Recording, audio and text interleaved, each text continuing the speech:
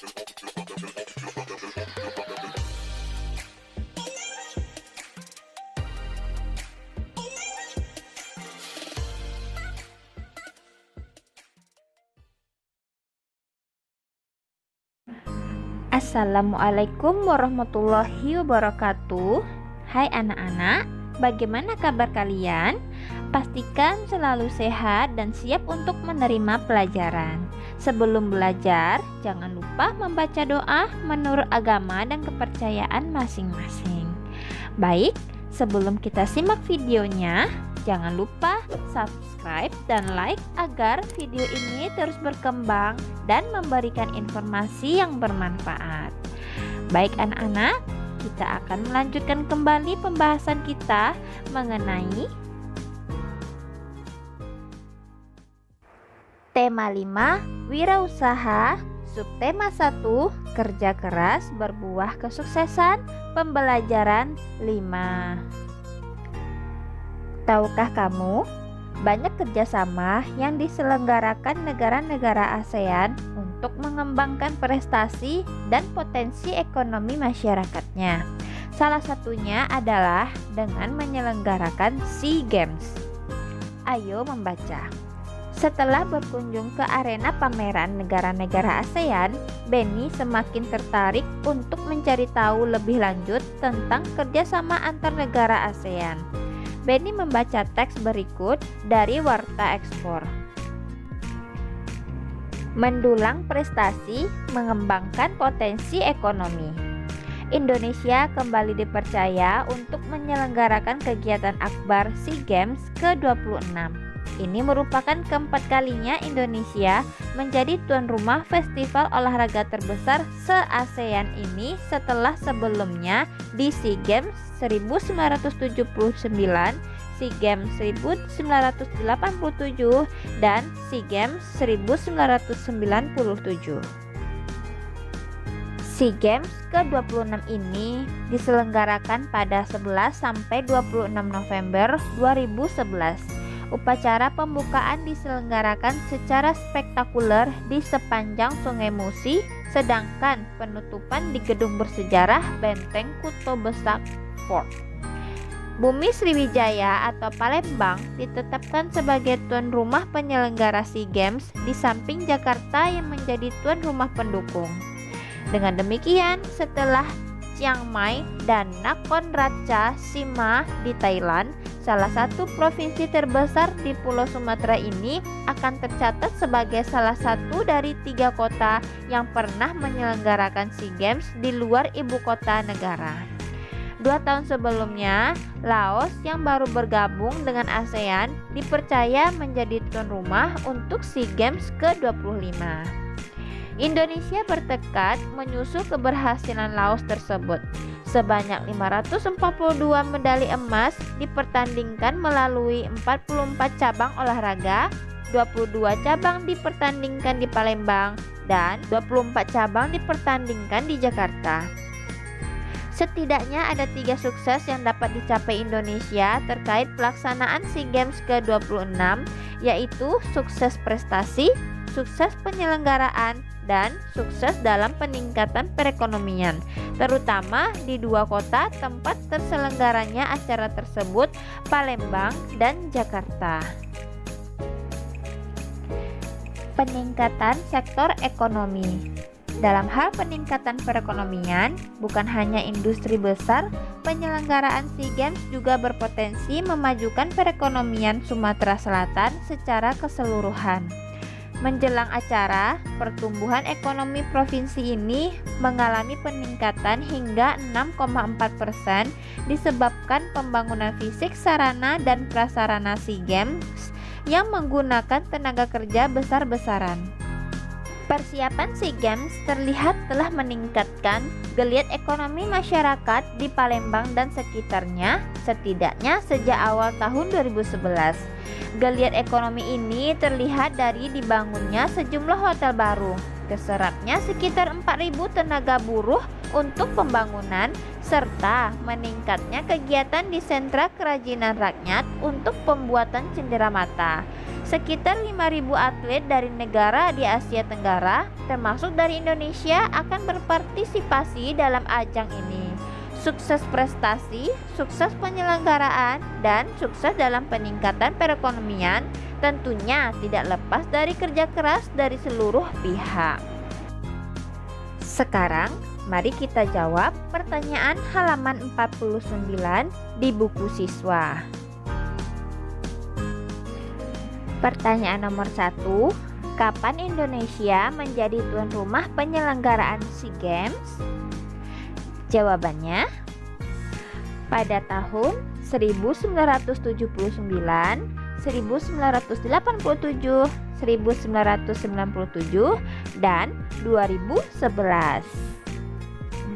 Pertanyaan nomor 2, di mana SEA Games ke-26 diselenggarakan? Jawabannya, di Kota Palembang dan Jakarta. Pertanyaan nomor 3, apa yang kamu ketahui tentang SEA Games? Jawabannya, SEA Games merupakan pesta olahraga yang diselenggarakan di Asia Tenggara setiap 2 tahun sekali. Pertanyaan nomor 4, sebutkan 3 kesuksesan yang akan diraih dalam penyelenggaraan SEA Games. Jawabannya, kesuksesan prestasi, kesuksesan penyelenggaraan, dan kesuksesan dalam peningkatan perekonomian.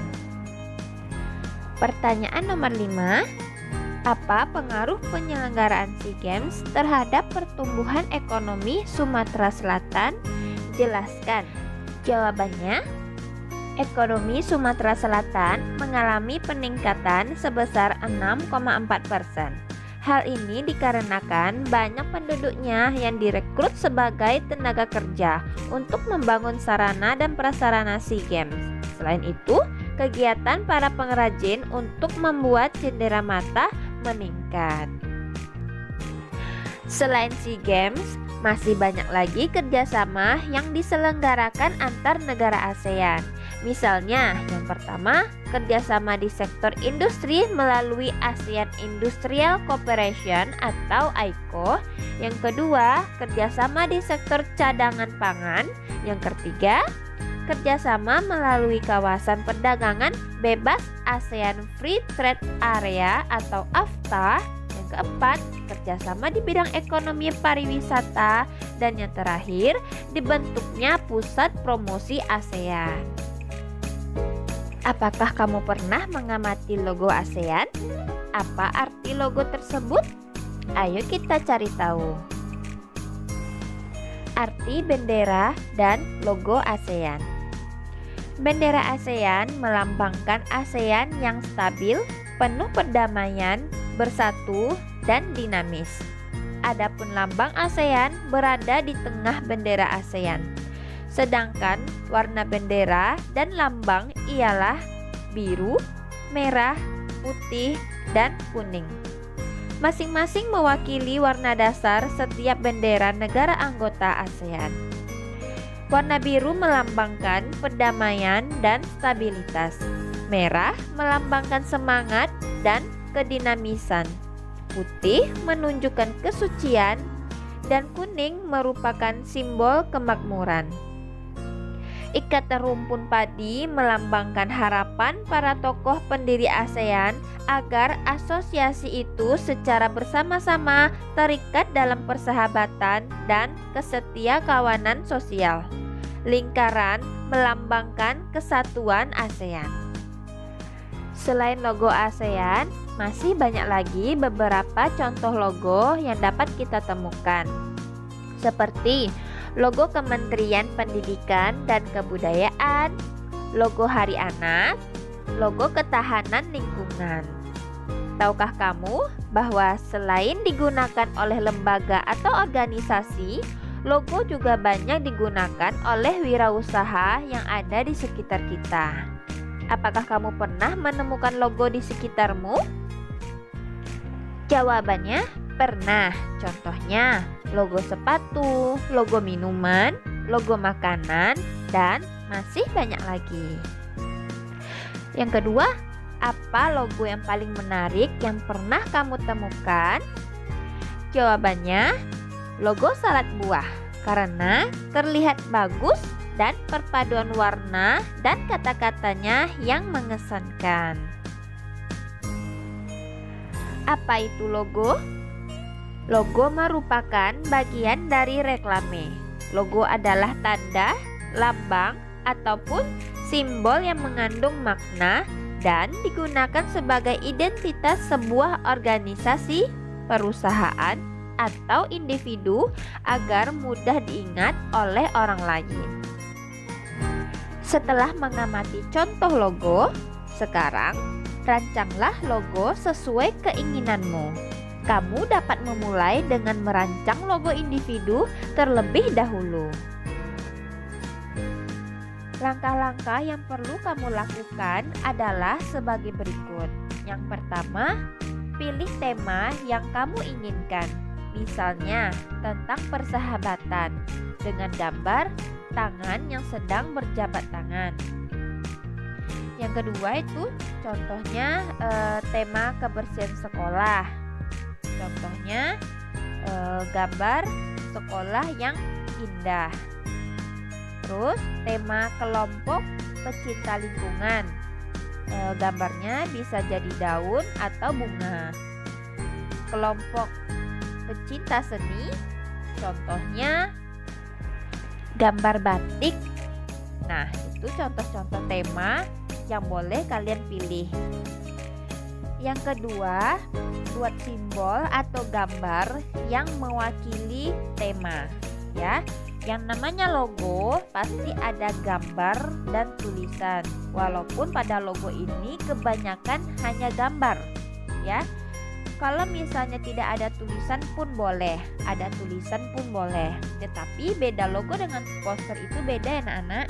Kalau poster itu kata-katanya bersifat mengajak, ya, lebih banyak kalimatnya. Selanjutnya, tulis kata atau kalimat yang mewakili tema. Misalnya tuh, tadi gambarnya itu gambar sepatu. Jangan pula ditulis itu adalah gambar rumah, kan tidak nyambung. Jadi buat kata-katanya sesuai dengan tema dan gambar tuh. Yang terakhir, tulis arti dari simbol, gambar, dan warna dari logo. Seperti yang sudah Ibu ajarkan. Tadi kita sudah membahas tadi arti dari logo ASEAN. Lengkap ya, dari gambar, dari warna, dari tulisan, sudah Ibu jelaskan. Lebih kurang tugasnya itu seperti itu.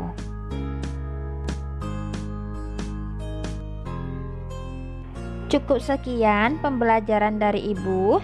Mudah-mudahan kalian semua paham. Tunggu video pembelajaran selanjutnya ya. Terima kasih. Wassalamualaikum warahmatullahi wabarakatuh.